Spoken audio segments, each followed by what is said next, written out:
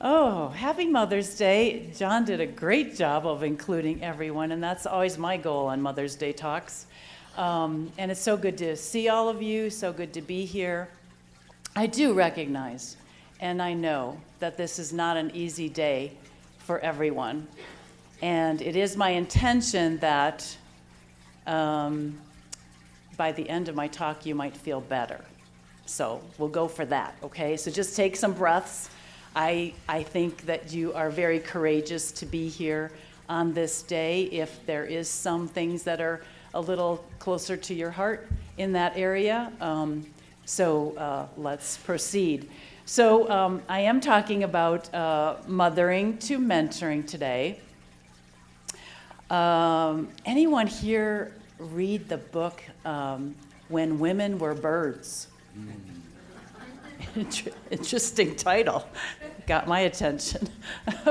Anyway, the author, Terry Tempest Williams, there's a story in there that she tells about when she first heard Professor Wangari Maathai speak at a UN Decade for Women Forum in 1985.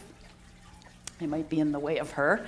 Wangari was the first woman in both East Africa and Central Africa to get her doctorate. And she's the founder of the Green Belt movement. She was an environmental activist and later became a politician. And what was going on was as the African women were carrying the environmental crisis on their backs, spending 8 to 10 hours a day in search of firewood for fuel so they could cook their meals. And sometimes the kids were also out on that search, or else they were left behind. And as a result, there was massive deforestation and chronic erosion. Professor Wangari stated, "The problems of Africa are shadowed for the rest of the world. If you don't address the environmental situation, you address nothing. And until a poor village or rural people understand the problem will not be solved." And so she started at the grassroots because, as you know, the poor have to do whatever they have to do to survive. So she spoke of doing something simple, something real, like planting a tree.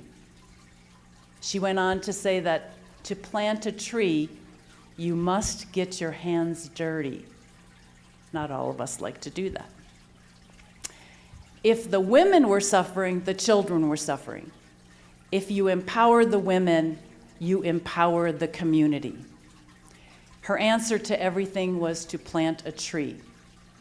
And the author was so taken by this woman, the strength and power of her that she followed her home to the villages in Kenya, where she got to see firsthand the women at work and what it means to grow a forest. What she saw was women, gathering the seeds in the folds of their skirts, tending trees on their knees as if in prayer, and patting the soil to secure the young saplings. What a sacred, touching act, just that simple thing of planting. She even got to participate with them. She was invited to plant a tree in the women's forest. The women's forest was dedicated to special personal dedications. Now, planting alone is a very sacred act. At a deeper level, they were nurturing possibilities for themselves. They were given us a small donation to grow, to get a tree going, and that investment led them to be able to invest in other activities, such as beekeeping. So they were making and finding their way to their own sustainability. And more importantly, they were finding their voice and taking a powerful stand against oppression.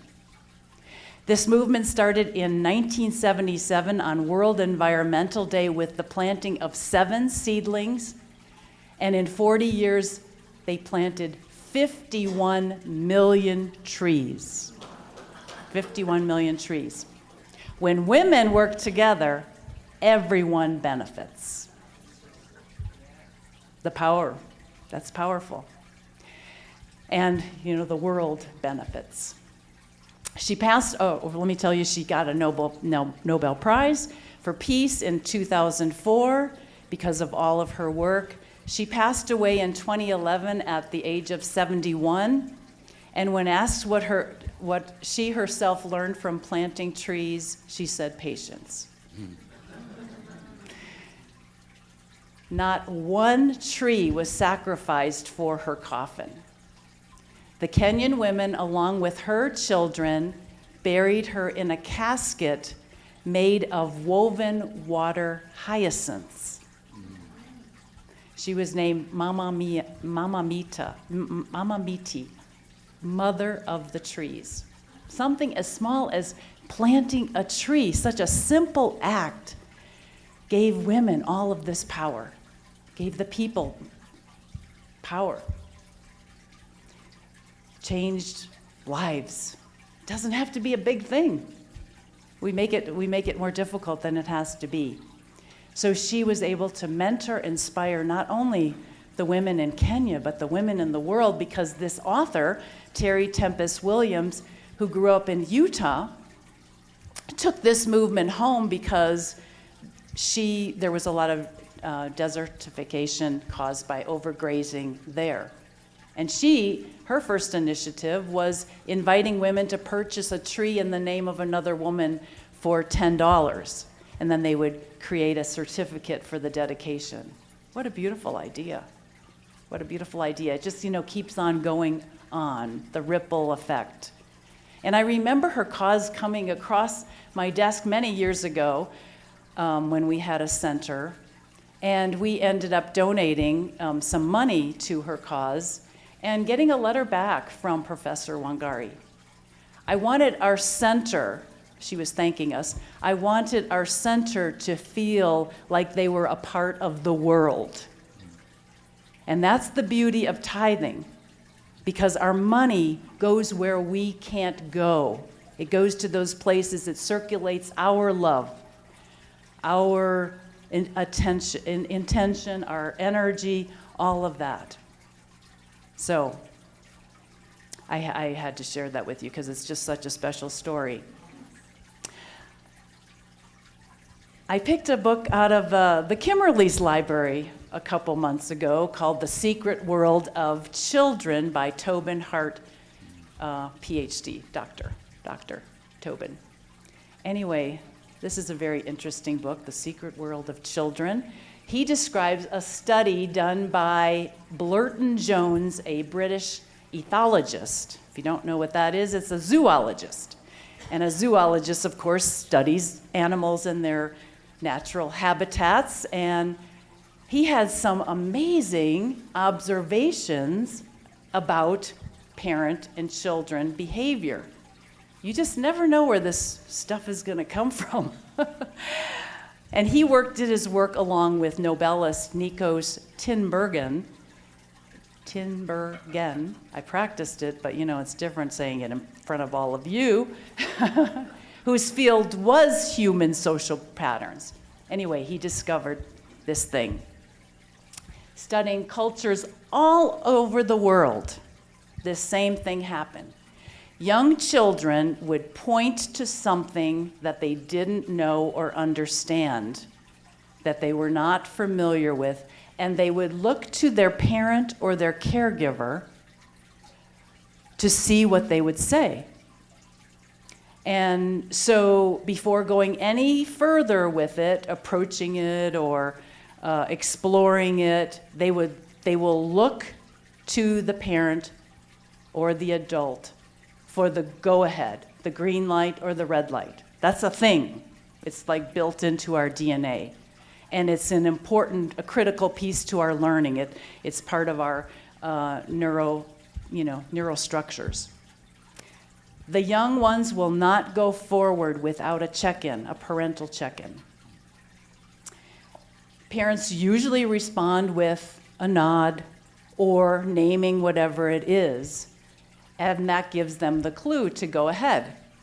But what he found was how often parents could not discern what the child was pointing at or what the child was trying to get their attention about.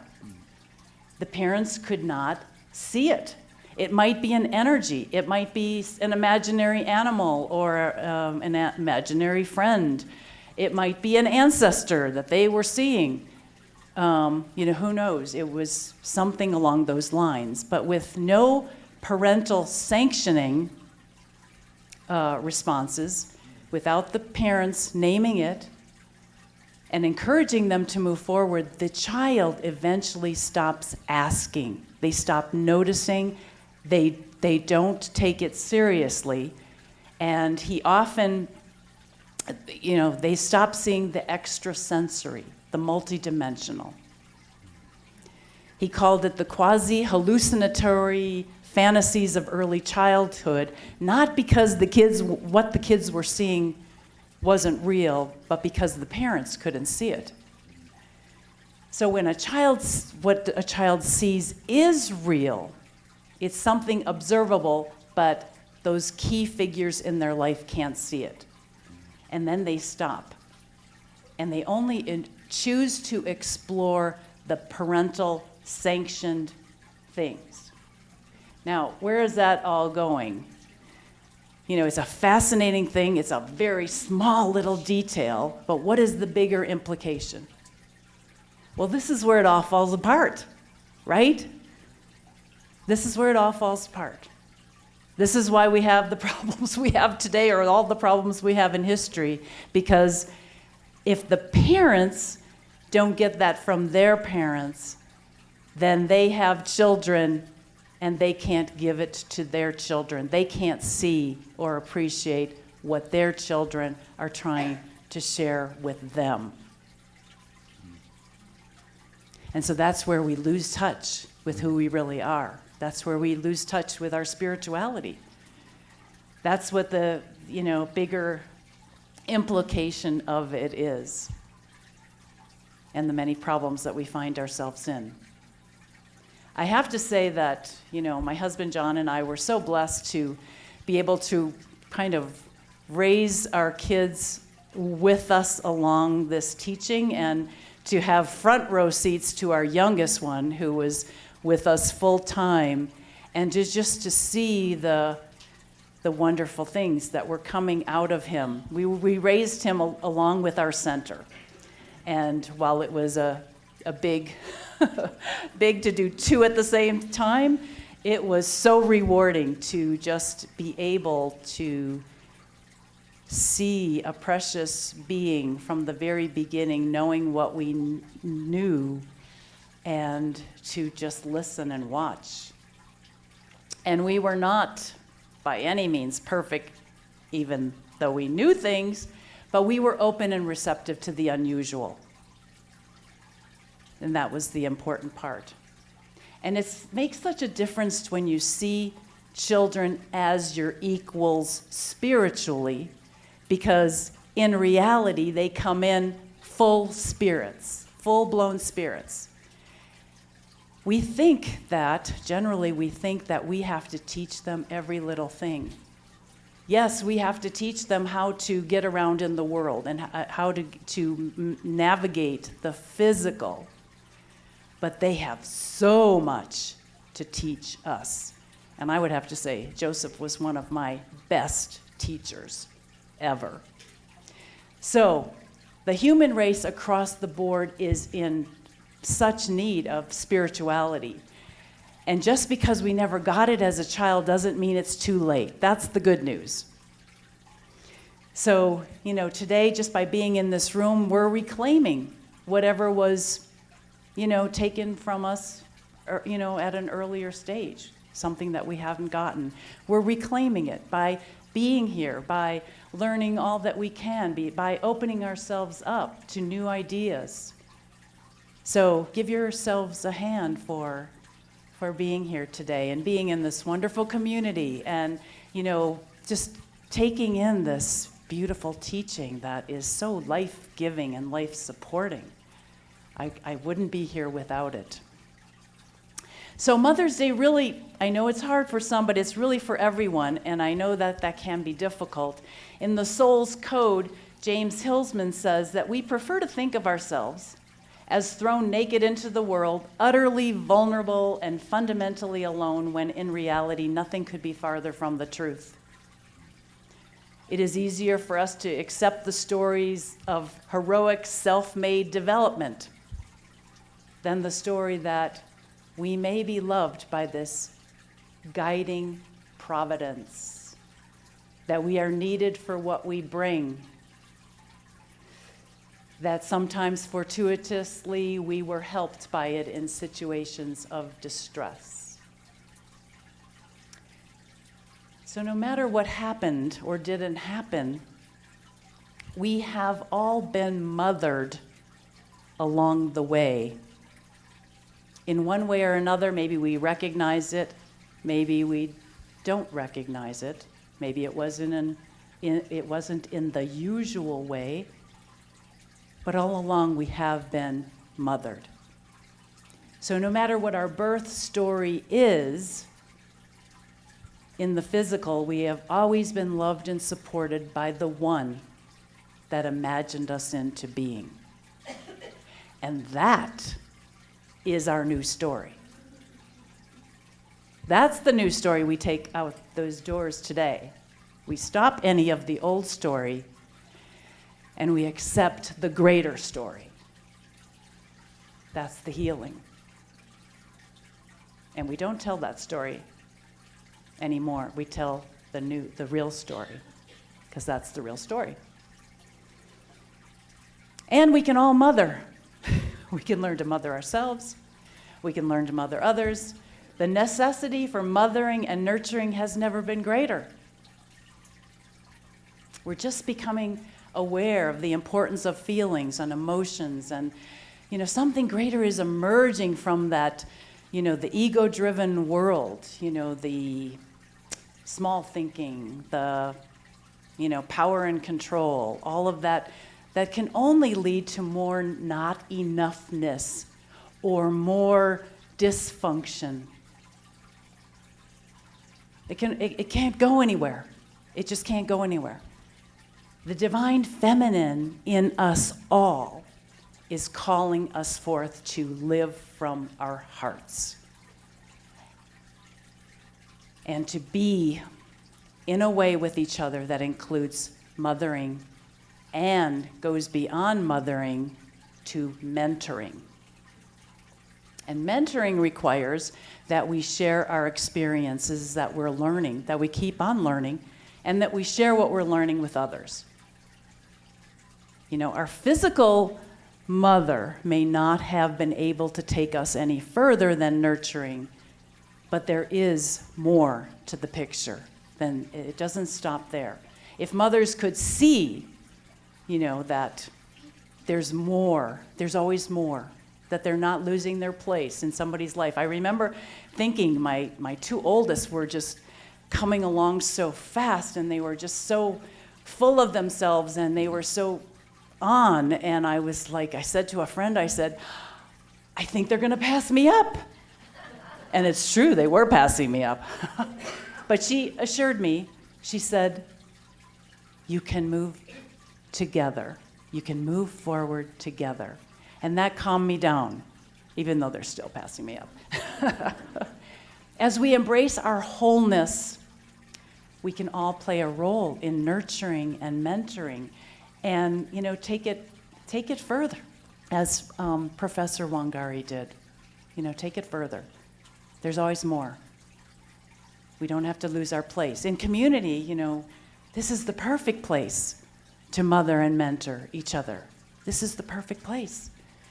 We have an opportunity to envelop when people come in hurting and need healing. We have an opportunity to develop when people are ready to move forward and want more. We can do both. That's part of creating and being the beloved community. That's part of it. And we've been working We've been working together. Your leadership has been especially working very, very hard to learn, the skills, to practice the skills of communicating more effectively and, exemplifying extraordinary respect and care, this so that they can mentor others and be guides for all involved. So I think you need to give a hand to your leadership, because both the practitioners, the board, and anyone else who's in a leadership role, they have been doing an excellent job. There's a lot of work that's going on behind the scenes to get us where we are today. So give yourselves a hand.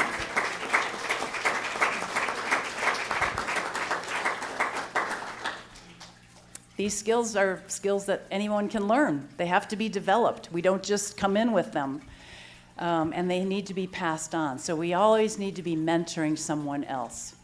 If we want to flourish and prosper, like never before, all of us need to plant a tree and get our hands dirty. We got to get in there. We got to get in there and do the work. And know that no one is stuck with any job. There's always something more for us. There's life beyond motherhood. There's life beyond any role that you play. And it's just, if we can create that culture of mentoring, it's just such a beautiful thing. It's a beautiful thing. Professor Wangari said, "We cannot tire or give up. We owe it to the future and the present generations of all species to rise up and walk." And so walk we must do, and plant more trees, literally and figuratively. So let's know this together. Take a big, deep breath if that feels good to you. Just breathe out any old stories, any old history. All of that is dead and gone. It served its purpose. It brought you to where you are now. It brought us to where we are now. And we are grateful to be where we are now. We are grateful to be who we are and what we are about. And so as we breathe in, we feel that fresh breath of spirit just moving through us, circulating through us and all around us. And we embrace that truth that we have been loved all along very dearly by the one that created us, by the one that imagined us into being. We have never been left behind in any way, never disconnected. We have always, it has always been here for us. It is always here for us. It is a part of who we are. And so we embrace it. And as we embrace it, our cup is filled to overflowing. We feel the freedom of being our true selves. And we are able to generously share with the world. Thank you, Spirit. Thank you, Source. Thank you, God. Thank you, Universe. And please say together with me, and so it is. Thank you. Thank you.